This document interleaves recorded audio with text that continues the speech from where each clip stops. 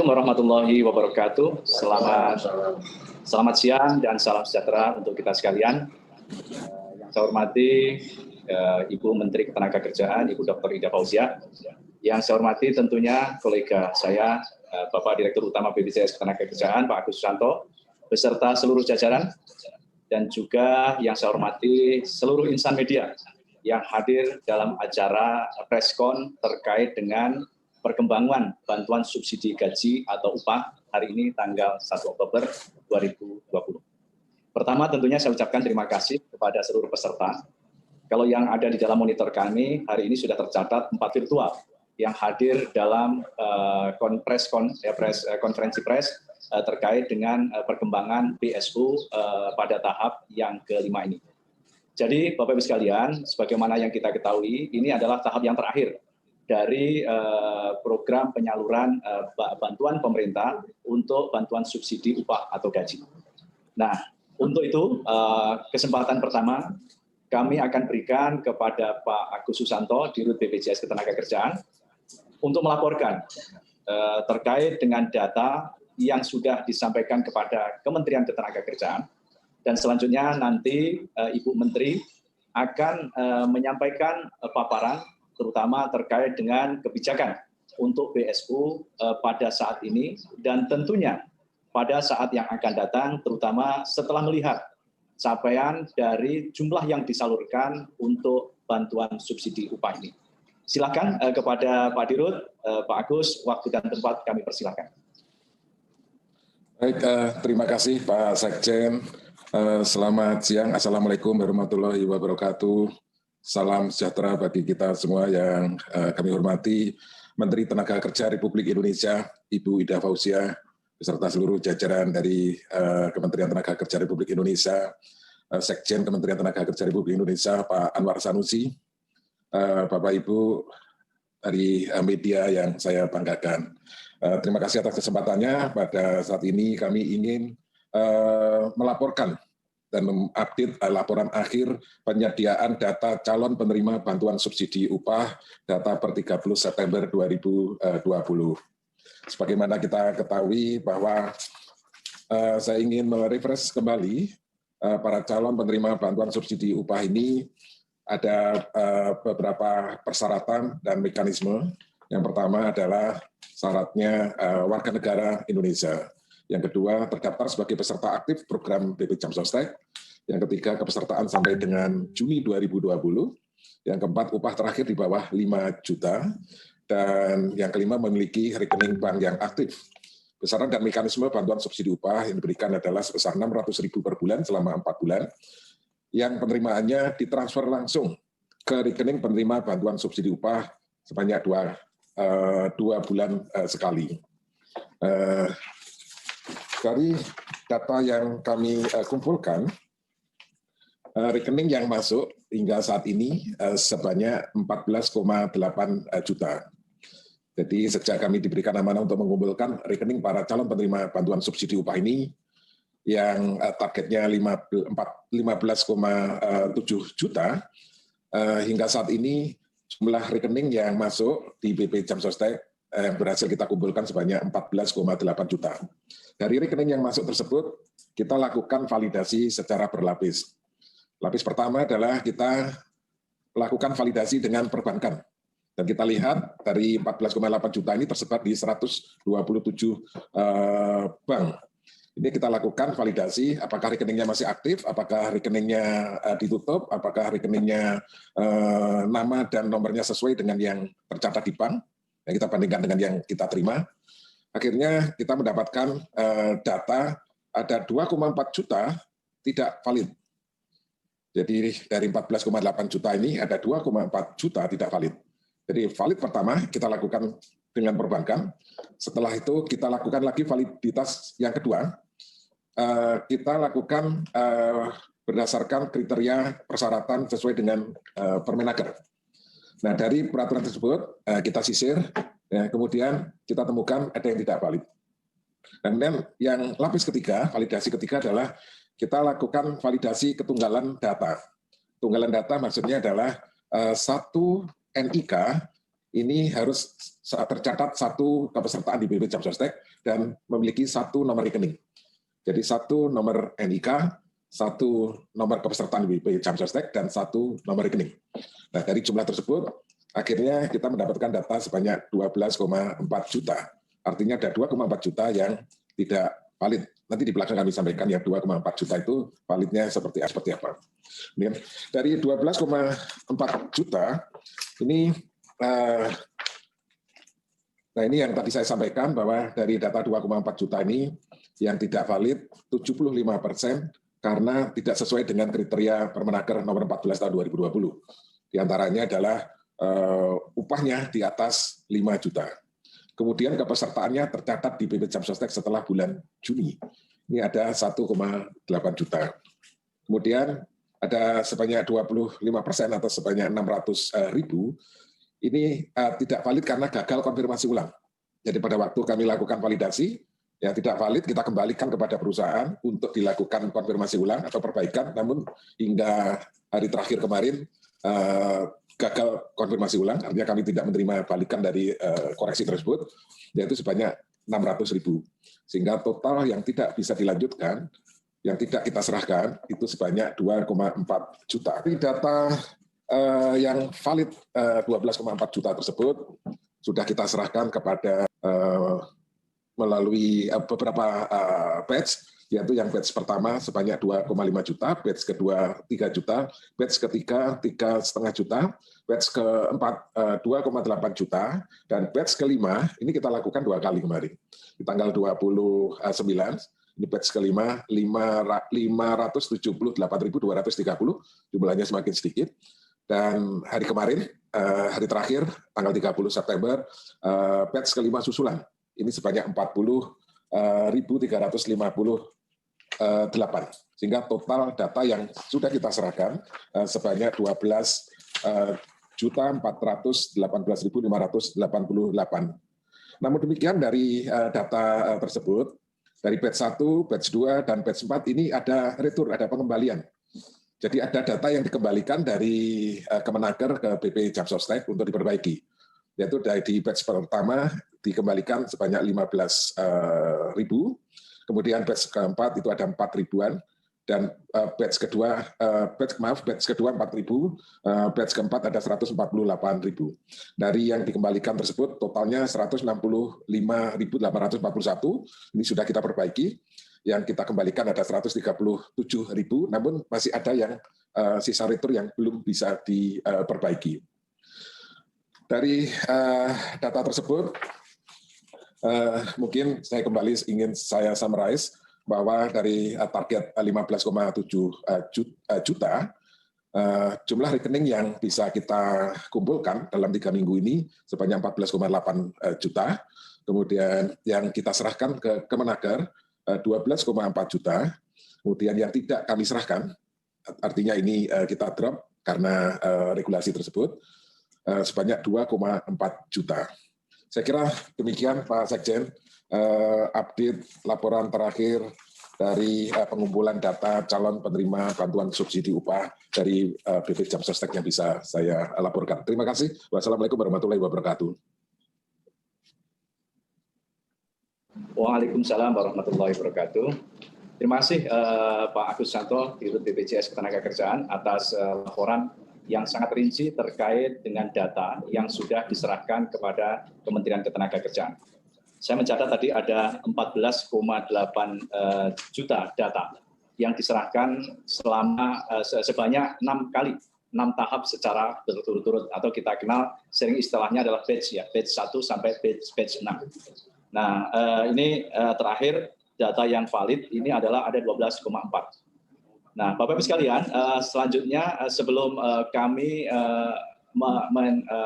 menunggu arahan, mendengarkan arahan dan juga penjelasan dari Ibu Menteri Ketenagakerjaan, saya ingin menampilkan satu bumper yang sebetulnya ini adalah juga semacam summary dari data-data berapa jumlah subsidi yang sudah kami salurkan kepada yang menerima. Silakan kepada tim untuk bisa menyampaikan bumper tersebut.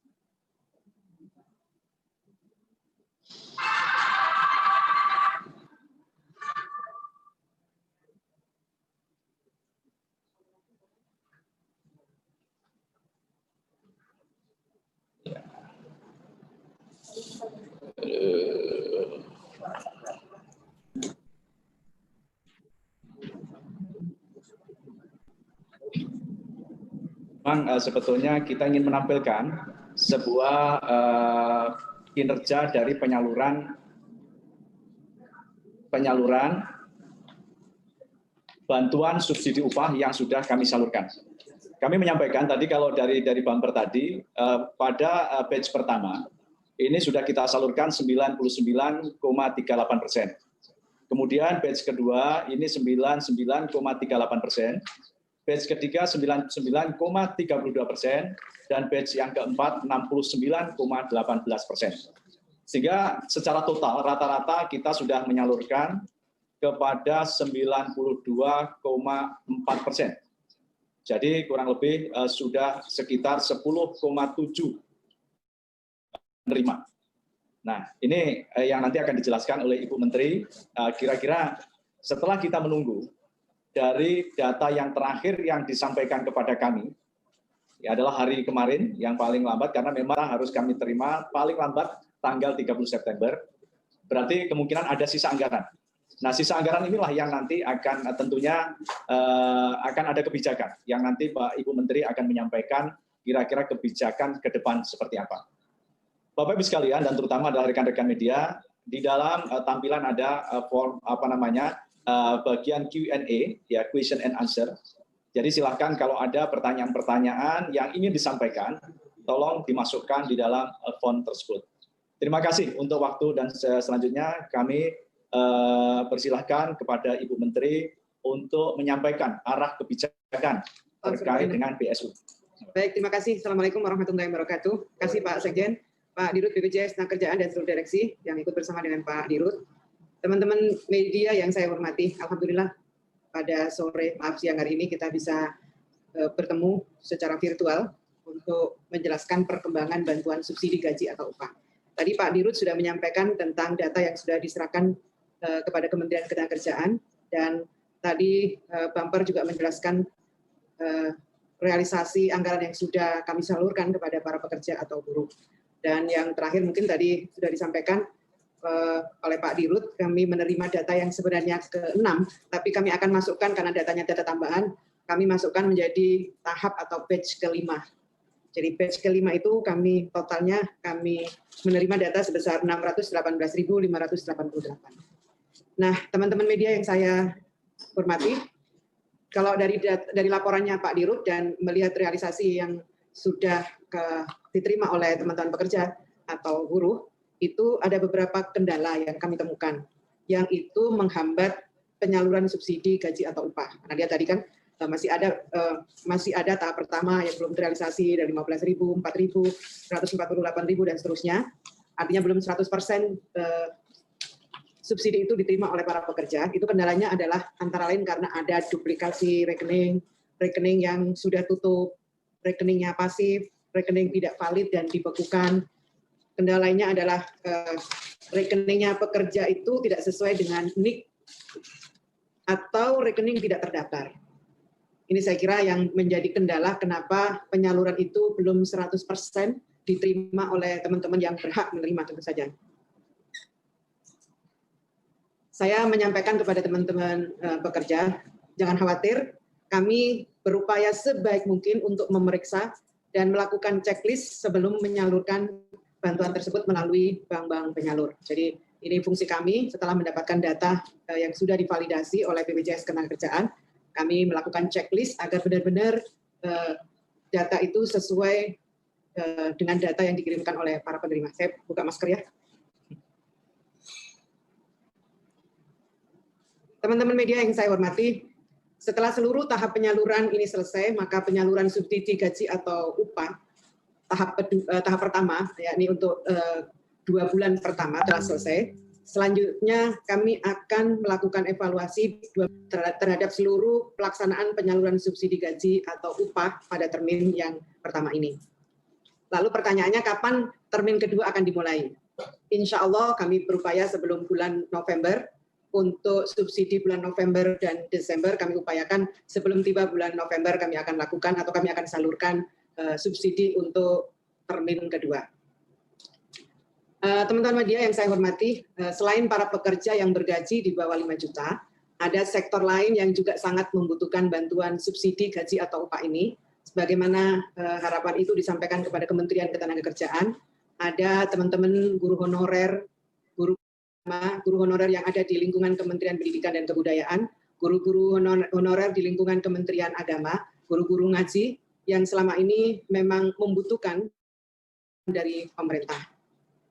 Kami, Kementerian Ketenagakerjaan, akan menyerahkan sisa anggaran yang sudah dialokasikan di anggaran Kementerian Ketenagakerjaan untuk pekerja sebagaimana yang sudah dilakukan selama ini, untuk pekerja dengan upah di bawah 5 juta.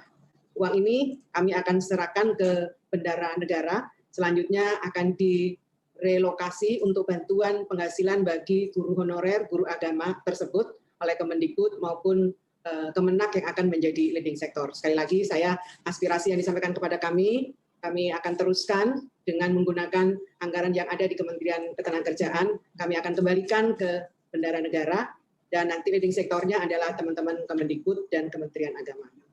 Kami sungguh berharap bantuan ini benar-benar dapat meringankan kehidupan teman-teman para pekerja, terutama teman-teman yang terdampak COVID-19 ini. Secara makro, estimasi yang kami lakukan sementara ini menunjukkan bahwa subsidi gaji atau upah ini mampu mendorong konsumsi rumah tangga sekitar 0,4 sampai 0,7%. Meningkatnya konsumsi rumah tangga ini dapat mengungkit pertumbuhan ekonomi yang pada akhirnya dapat meningkatkan kesejahteraan masyarakat. Sekali lagi kami sampaikan subsidi gaji atau upah ini adalah salah satu upaya kita bersama melakukan dan mendukung pemulihan ekonomi nasional akibat dari pandemi COVID-19 ini.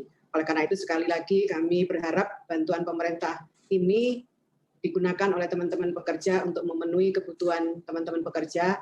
Saya ingatkan, gunakan, belanjakanlah ke sesama pelaku UMKM kita untuk mendukung juga pelaku UMKM kita. Saya kira itu. Tetap jaga kesehatan, jangan lupa selalu ikuti protokol kesehatan. Salam sayang saya untuk seluruh keluarga teman-teman pekerja. Terima kasih. Assalamualaikum warahmatullahi wabarakatuh. Waalaikumsalam warahmatullahi wabarakatuh. Terima kasih kepada Ibu Menteri. Kami mencatat, Bu, ini sampai saat ini sudah ada 3 penanya yang bertanya terkait dengan sisa anggaran yang ada, apa bisa diberikan kepada peserta BPU, bukan penerima upah, yang juga terdampak pada saat pandemi ini. Kemudian ini relevan dari Ibu Lydia Panjaitan. Ini kalau yang pertama tadi dari Tri dari Poskota. Kalau Ibu Lydia menanyakan, Ibu untuk mengkonfirmasi berarti penerima bantuan subsidi upah totalnya ada 12,4 juta pekerja dan tidak akan ditambah lagi kah, Bu? Artinya ada tambahan data lagi enggak? Kemudian pertanyaan sama dengan yang pertama tadi, Ibu, apakah sisa anggaran bisa direlokasi untuk pekerja honorer dan kira-kira besarnya berapa? Ini pertanyaan pertama. Pertanyaan kedua, ini tanya, kapan kira-kira BSU termin ketiga dan keempat disampaikan? Mungkin ini dulu. Ya, baik. Yang tadi sudah saya sampaikan, sisa anggaran yang ada tadi akan kami kembalikan ke kas negara. Aspirasi yang disampaikan kepada Kementerian Ketenagakerjaan yang juga direspon oleh PEN dan juga Bapak Presiden sendiri, aspirasinya teman-teman guru honorer, baik yang ada di lingkup Kementerian Agama maupun yang ada di lingkup Kementerian Pendidikan dan Kebudayaan, ini kami akan sampaikan kembalikan ke kas negara untuk disalurkan kepada guru honorer. Nah, pertanyaannya bagaimana dengan teman-teman PPU, nanti kami akan mendiskusikan lagi, tapi sementara ini memang kami dialokasikan untuk guru honorer. Yang pertanyaan berikutnya, pertanyaan kapan? Apakah sudah ada rencana BSU termin 3, 4, dan 5? Ya, termin 3, 4. Termin sekarang sudah masuk termin ke-4.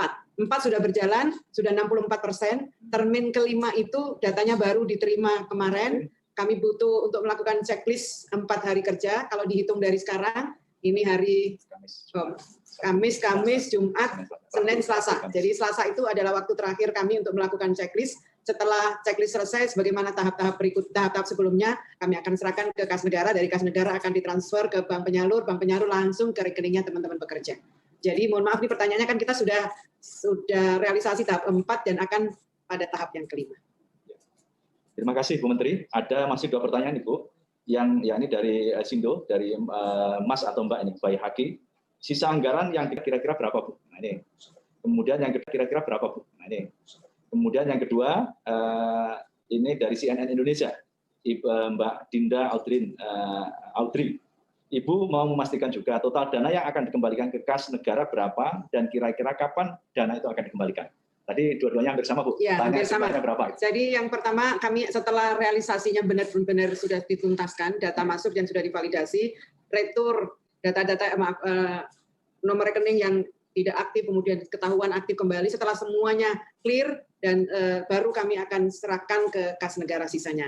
Jadi angka persisnya sampai realisasi tahap ke-5 itu selesai baru ketahuan. Tapi kira-kira seperti yang disampaikan oleh Pak Dirut tadi, dana ini kami gunakan untuk 12,4 juta.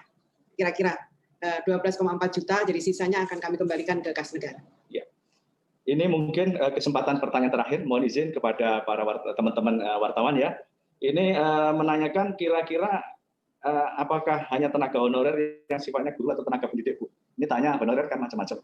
Nah ini kira-kira apakah bisa dimungkinkan di sektor lain? Ini yang tanya dari Mas Siksar Akbar, terus kemudian nanya juga dari Komering, Pak Azwar Komering, dia nanya, guru honorer itu berapa sih jumlahnya?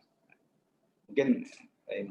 Ya, yang pertama data pastinya tentu ada di 2 kementerian, baik Kementerian Pendidikan dan Kementerian Pendidikan dan Kebudayaan maupun Kementerian Agama.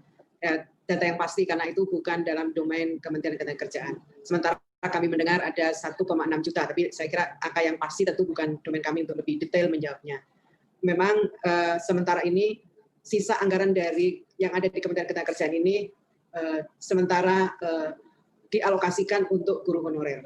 Kami tentu akan membicarakan lebih lanjut dengan teman-teman yang ada di PEN. Saya rasa teman-teman wartawan, terima kasih. Ini masih banyak penanya dan mohon maaf tidak semuanya kami bisa jawab. Namun demikian nanti kami dari Kementerian Ketenagakerjaan siap untuk memberikan respon terhadap pertanyaan-pertanyaan yang mungkin diajukan terkait dengan program bantuan subsidi upah.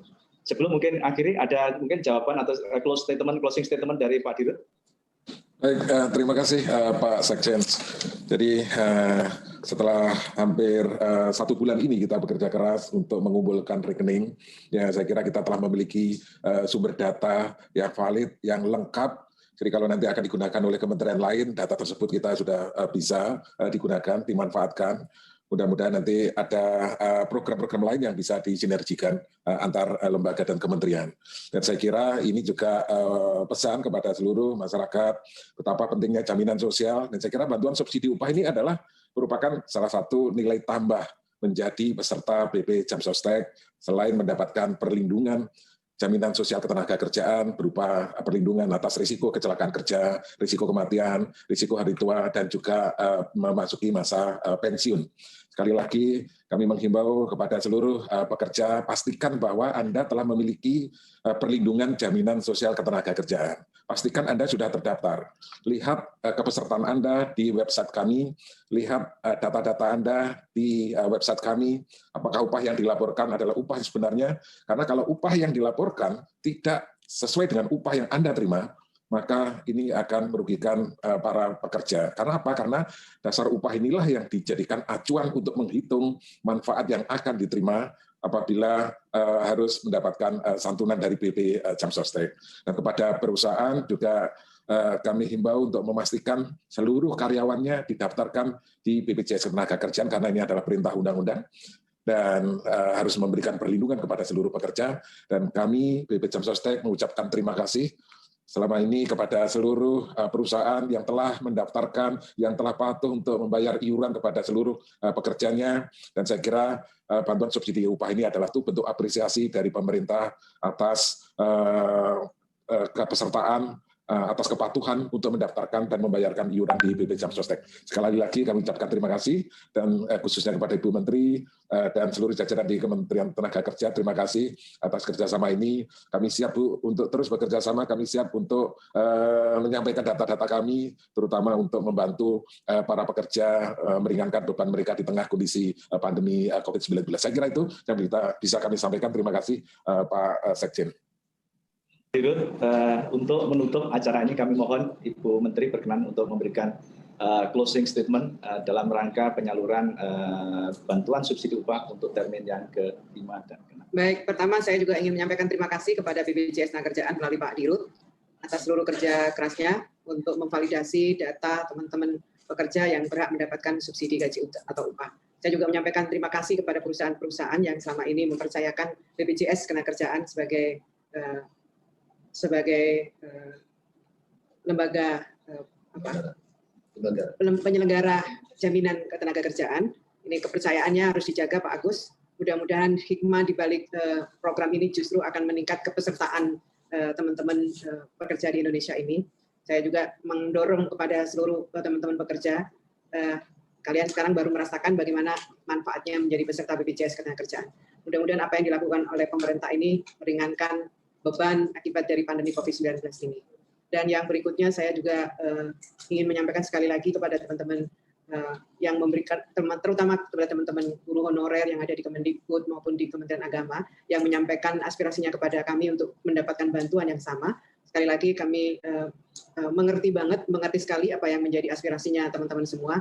Oleh karena itu, setelah semua data yang ada, yang sudah diverifikasi dan divalidasi oleh BPJS Ketenagakerjaan itu diserahkan kepada kami, dan close-nya pada saatnya akan kami serahkan untuk bisa membantu teman-teman guru honorer. Mudah-mudahan ini benar-benar bisa membantu meringankan beban teman-teman semua. Sekali lagi terima kasih semuanya. Terima kasih. Wassalamualaikum warahmatullahi wabarakatuh. Waalaikumsalam warahmatullahi wabarakatuh. Terima kasih kepada Bu Menteri dan terima kasih juga kepada seluruh rekan-rekan wartawan. Insya Allah kita akan bertemu lagi dalam penyaluran bantuan subsidi upah untuk bulan ke-3 dan bulan ke-4. Terima kasih atas kerjasamanya selama ini dan semuanya. Salam sehat. Assalamualaikum warahmatullahi wabarakatuh. Waalaikumsalam warahmatullahi wabarakatuh.